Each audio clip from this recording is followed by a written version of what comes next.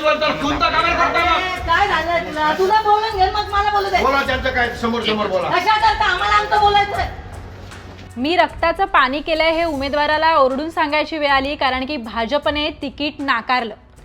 भाजपने आयारामांना तिकीट दिलं आणि पक्षातील जे वर्षानुवर्ष निष्ठावंत आहेत त्यांना तिकीट नाकारलं. म्हणून नाशिकला भाजपमध्ये जोरदार राडा पाहायला मिळाला. कुणी शहराध्यक्षाचा पाठलाग केला, तर कुणी गेट तोडून आतमध्ये शिरले, तर कोणी ओरडून ओरडून सांगितलं की मी रक्ताचं पाणी केलंय.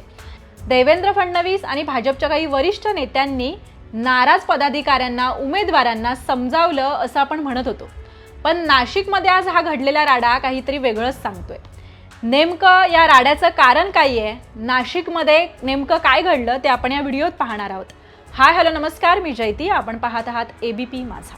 निवडणूक निर्णय अधिकाऱ्यांच्या कार्यालयाबाहेरच भाजप पदाधिकारी कैलास अहिरे आणि आमदार सीमा हिरे यांच्यात तूतू मैमै झाल्याचं दिसून आलं. भाजपच्या तिकीट वाटपावरून नाशिकमध्ये थेट रस्त्यावरच थरार पाहायला मिळाला. भाजपचे शहराध्यक्ष सुनील केदार यांच्या गाडीचा इच्छुक उमेदवारांनी पाठलाग केला, कारण की त्या गाडीत AB फॉर्म होते. या गाडीमध्ये आमदार राहुल ढिकले आणि आमदार सीमा हिरेही होत्या.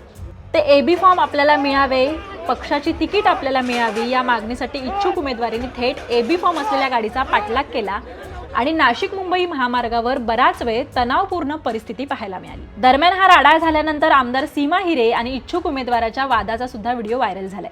व्हायरल व्हिडिओत आमदार सीमा हिरे यांना उद्देशून उमेदवार रक्ताचं पाणी केलं असल्याचं सांगतायत.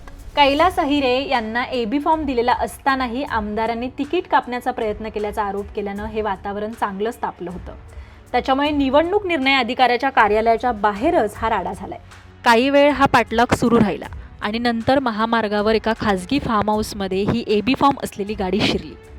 त्याच्यासोबत तिन्ही आमदार आत गेले. आक्रमक झालेले भाजपमधील निष्ठावंत इच्छुक उमेदवारही थेट गेट तोडून आतमध्ये घुसले. त्यानंतर आतमध्ये पुन्हा चांगलाच राडा झाला.